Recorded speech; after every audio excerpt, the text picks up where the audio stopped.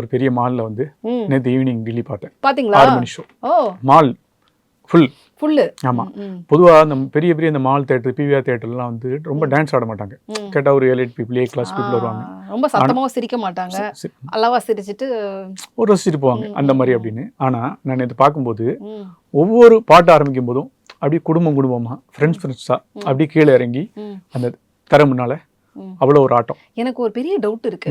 அதாவது உண்மையிலே படத்தை வந்து ரசிச்சு பார்க்கணுங்கிறதுக்காக போறாங்க அப்படிங்கிற குரூப்பை தாண்டி ஒவ்வொரு பாட்டுக்கும் இந்த மாதிரி நல்லா வைப் பண்ணி டான்ஸ் ஆடி அதை எடுத்து இன்ஸ்டாகிராம்ல போட்டு ஃபேமஸ் ஆகணுங்கிறதுக்காகவே ஒரு கும்பல் போயிட்டு இருக்கிறாங்களாமே.